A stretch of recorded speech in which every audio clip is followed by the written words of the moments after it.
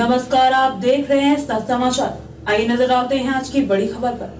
पानीपत के drain number 1 में जो काम अधूरा छोड़ा हुआ था उसकी पेमेंट सिंचाई विभाग ने ठेकेदार को नहीं की। पानीपत आपको बता दें कि पानीपत सिंचाई विभाग की ड्रेन नंबर 1 जो कि मुनक हेड करनाल से होकर के बाया पानीपत और फिर बापोली खंड के गांव से होती हुई यमुना नदी में इसका पानी छोड़ा जाता है। ड्रेन के निर्माण कार्य में कुछ अधूरा कार्य छोड़ा हुआ था जिसके कारण आसपास के गाँव वालों ने कयास लगाए थे कि सिंचाई विभाग ने तो कागजों में कार्य पूरा कर दिया, लेकिन मौके पर कार्य पूरा नहीं हुआ है। जैसे ही सत्य समाचार की टीम एक्शन सुरेश सैनी सिंचाई विभाग पानीपत से मिली और घटना के बारे में पूरा खुलासा किया। इस बारे एक्शन सुरेश सैनी ने अपने जेई हरीश कुमार को मौका मुआयना कराने के लिए मीडिया टीम के साथ भेज दिया।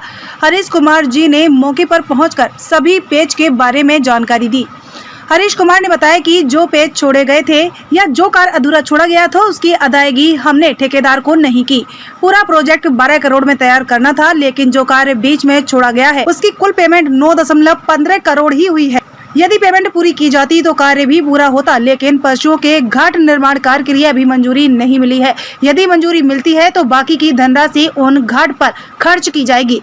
इस निर्माण कार्य में किसी भी प्रकार का कोई ना तो गबन हुआ है और ना ही अनदेखी हुई है। इसकी पूरी जिम्मेवारी सिंचाई विभाग लेता। जानिए जेई हरीश कुमार से। क्या नाम है सर आपका? हरीश कुमार जी। कौन से डिपार्टमेंट से हो आप? Irrigation department. Irrigation department. Sir क्या कुछ कहना चाहेंगे जिस तरह से ये ड्रेन नंबर 1 यहाँ पे बनी है, इसमें कुछ 2-3 पब्लिक के इशू थे, उसमें ये जनता के द्वारा ये सवाल खड़े किए गए थे कि डिपार्टमेंट ने ये नहर कंप्लीट करके देनी थी। तो हमने जैसे इसमें सर्वे किया था, हमारी टीम आई थी तो हमने ये सर्वे किया, इसमें 2-3 पैच लंबे लंबे छुटे हुए हैं। क्या कुछ कहना आपका?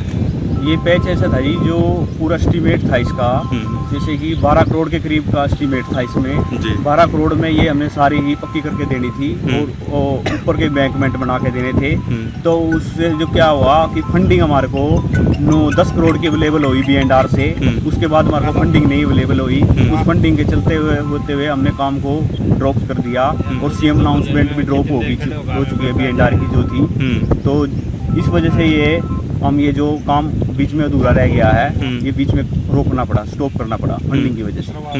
और जितना हमने काम कॉन्ट्रैक्टर ने काम किया है जितनी लेंथ में, उतनी ही लेंथ की हमने इसको पेमेंट की है, उतने के वर्क।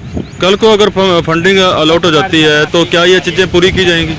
हाँ जी, जैसे CM अनाउंसमेंट दोबारा अलाउड होती है तो ये वर्क फंडिंग जैसे आएगी उसको पूरा करा दिया जाएगा। 12 करोड़ में ये सारा कंप्लीट करना था। 9 करोड़ की फंडिंग, 10 करोड़ की आपने बताया। 10 करोड़ की अवेलेबल हुई है, जैसे कि 9.25 की हमारा के करीब ये काम फाइनल हो गया। फाइनल हो गया 9.25 में आपने उनकी पेमेंट कर दी है। हाँ जी। तो जो पेंडिंग 12 करोड़ के और 9.25 करोड़ के बीच का जो पैसा है, हाँ, क्या इसी पैसे में इसको कंप्लीट किया जाएगा बाद में अगर कोई सैंक्शन आती है तो? नहीं जी, अब अलग से कोई और फंडिंग जैसे 2 करोड़ रुपया और B&R देगा तो तब जाके ये काम कंप्लीट किया जाएगा। यानी कि जो जैसे 12 करोड़ का टोटल एस्टिमेट था, हाँ जी। जो बकाया जो पैसा है अगर वो देगा तब ये कंप्लीट होगा। हाँ जी, हाँ जी। या कोई इससे भी और जो है ना एस्टिमेट लेकर के आप काम करेंगे? नहीं जी, नहीं, उसी में काम करोगे? नहीं, उसी में। लेकिन अब ये काम जैसे कि ये फाइनल स्टेज पे करना पड़ेगा, हमें फाइनल करना पड़ेगा काम ये। हाँ जी, हाँ ये जी। फाइनल हो जाएगा जी। तो आगे कभी भी फ्यूचर में साल या 2 साल बाद भी जैसे कि इसकी रिक्वायरमेंट पड़ी रोड की, तो अलग से एस्टीमेट बनाना पड़ेगा इतनी लेंथ का ही, और अलग से ही एस्टीमेट अप्रूव कराना पड़ेगा, अलग से टेंडर कराना पड़ेगा। आपके SDO एक्शन कौन है? SDO सरबजीत सिंह। और एक्शन का क्या नाम है? एक्शन सुरेश कुमार सैनी। सुरेश कुमार सैनी। आपने इसका जो एस्टिमेट था यानी कि ये फाइनल करके देनी थी, कौन से टाइम था इसमें, महीना साल या यानी कि? ये 31/12 थी जी, पीछे की 31/12/2022 के समय में। 23 जनवरी। 31/12 तो 22 का आ गया ना, क्योंकि 23 में तो 31 में गई है पीछे। 31 मई? हाँ जी। अच्छा 31 मई। नहीं, जनवरी 31/12/23 तक हमारी अप्रूवल आई थी। अच्छा। तो आगे का ये काम पेंडिंग है, जब सैंक्शन आएगी क्या आप इसको सैंक्शन भेजेंगे? जैसे ये घाटियाँ कच्चे छोड़े गए हैं। नहीं, अभी तो कोई सैंक्शन, जैसे कि रिक्वायरमेंट आएगी, रिक्वायरमेंट के ऊपर भेजा जाएगा जी। ठीक है। कोई जैसे पब्लिक की रिक्वायरमेंट आती है जी, तो हम सैंक्शन के लिए आगे भेज देंगे। इसमें ठेकेदार का जो कॉन्ट्रैक्ट है, मेंटेनेंस का, फूटने का, कब तक का है, या इसने ये फाइनल करके दे दिया? 1 साल तक का उसका जी, जब तक फाइनल होने की डेट के बाद। डेट के 1 साल तक वो मेंटेनेंस को ये सारा कुछ उसको देख रेख करेगा। यदि इस बीच में कोई भी टूट फूट होती है, कमी होती है तो ठेकेदार इसको पूरी करेगा। वो पूरी करेगा जी, 1 साल डेट ऑफ कंप्लीशन से। ठीक है, थैंक यू। आपको बता दें कि ये जो बैच है आप देख रहे हैं, ये जो पैच आप देख रहे हैं, ये टुकड़ा आप जो देख रहे हैं, इस टुकड़े को लेकर के इस तरह के 3 टुकड़े यहाँ पे बताए गए हैं। और सामने बरसत रोड है, इस साइड में ये ड्रेन है, ड्रेन नंबर 1 है, और उधर मेन हाईवे वाला पुल है। इस पुल से लेकर के और बरसत पुल तक, यानी सामने जो दृश्य में आप देख रहे हैं, ये जो आकृति में दिख रहा है बहुत लंबे से, वहाँ पे ये 3 बड़े जो टुकड़े हैं, इसके बीच में छोटे छोटे टुकड़े और भी हैं। लेकिन ये जो टुकड़े गए थे, इसके ऊपर जनता के कहने पे ये सवाल उठाए गए थे और हमने आकर के यहाँ पे कवरेज की थी। और डिपार्टमेंट से हमने इसकी पूरी, कल हमने इससे बातचीत करी है, एक्शन साहब भी हमने बात हुई है, और मौके पे हरीश जई है वो भी पहुंचे हैं। और हरीश जई ने भी ये बताया कि ये 12 करोड़ का टेंडर था, जिसमें से 9.25 करोड़ की पेमेंट हुई है, और जो 275 यानी कि जो बकाया जो पेमेंट रहती है वो उसको पेमेंट ठेकेदार को पूरी पेमेंट नहीं की गई है। यानी कि जो पैच छोड़े गए थे उनकी पेमेंट ड्यू रखी गई है, ताकि जब भी इसको पूरा कंप्लीट किया जाए वो उसी पेमेंट से पूरा करेगा। और 1 साल तक का इसका मेंटेनेंस का, रख रखाव का इसका समय दिया गया है। यानी कि ठेकेदार अगर कोई इसमें इस ड्रेन के अंदर अगर कोई कमी पाई जाती है, कोई टूट फूट में कोई कमी निकलती है, तो ठेकेदार का जो कॉन्ट्रैक्ट रहेगा वो 1 साल तक का कॉन्ट्रैक्ट रहेगा, ताकि 1 साल के अंदर उस बीच में अगर कोई भी किसी प्रकार की क्षतिपूर्ति होती है तो वो इसी पैसे में पूरी करेगा। और ये सिंचाई विभाग जो पानीपत का है, ये उसका क्षेत्र है। इसके अंदर आपको बता दें कि सिंचाई विभाग के अंदर ये जो ड्रेन बनाई गई है, ये वैसे तो ये फ्लड के लिए है, लेकिन मैं दोबारा से फिर मैं जे साहब से क्लियर करना चाहूँगा, क्योंकि लोगों का मानना है कि ये जो ड्रेन है ये फैक्ट्री इंडस्ट्री के गंदे पानी के लिए, केमिकल के पानी के लिए ये तैयार की गई है। लेकिन उसके भी हम क्लियर कर लेते हैं। सर, ये जो ड्रेन बनाई गई है, ये किस पर्पज के लिए बनाई गई? क्या ये फ्लड वाटर के लिए बनाई गई है या किस तरह से कहेंगे आप? सुबह से फ्लडेड वाटर के लिए है, जो पीछे से इसमें इंद्री तक का पानी आता है इसमें, यहाँ इसमें। और मुनक हेड पे जैसे हमारे पास एक्सेस वाटर हो जाता है, ये मुनक एस्केप बोलते हैं हम इसको।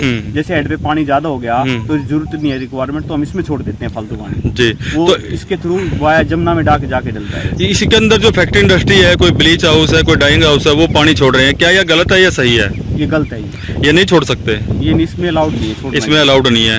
क्या इसमें जो जिम्मेवार रहेगा तो प्रदूषण कंट्रोल बोर्ड रहेगा? ये पोल्यूशन बोर्ड ही है, उनके हाथ में ही है पावर, जो भी है जी, उनको कंट्रोल करने की, पानी ना डालें। लेकिन इसमें देखा गया कि कुछ रास्तों में जो टैंकर होते हैं, सेफ्टी टैंक है, टॉयलेट का पानी भी डालते हैं, आगे जाकर के ये ड्रेन जो है रुमाल गांव से होते हुए ये जमुना नदी में गिर जाती है, जहां पे लोग उस पानी को पीते भी हैं, नहाते भी हैं, आचमन भी करते हैं, और बहुत सारे धार्मिक घाट भी बने हुए हैं और वो करते हैं। वो एक सम से ये कह लें कि मानव धर्म के लिए ये उसका खिलवाड़ सीधा सीधा कहेंगे, लेकिन पोल्यूशन डिपार्टमेंट की जिम्मेवारी बनती है। क्या आपने कभी कोई डिपार्टमेंट के थ्रू कोई एप्लीकेशन या कोई ऐसा उनको नोटिस दिया है कि इसमें पानी में देते रहते हैं हम जी, जो हमारे डायरेक्ट डल रहे हैं ना, इनमें जो इनफाल डायरेक्ट डालते हैं उनको नोटिस हम दे देते हैं। हाँ। जैसे अब ये गुरुंडा गंदा नाला है, गुरुंडा गंदा नाला हमारे पास नहीं है जी, ये करनाल के ज्यूरिडिक्शन में पड़ता है। और ऊपर ये पुंडरी ड्रेन है, वो भी करनाल की ज्यूरिडिक्शन में पड़ती है। हमारे इसमें जो डायरेक्ट डालता है वो उसको हम अलाउड नहीं करते।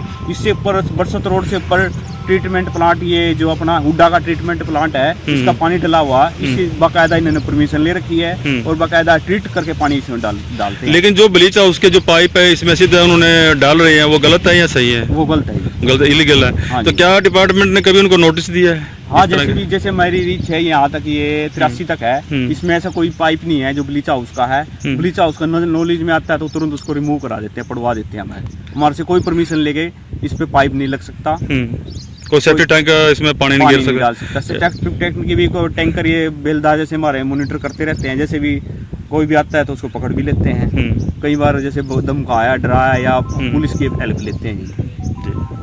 Thank you sir. ठीक। खबरों में अब तक के लिए बस इतना ही, फिर होगी आपसे मुलाकात ऐसी ही एक बड़ी खबर के साथ। तब तक के लिए नमस्कार और देखते रहिए सच समाचार।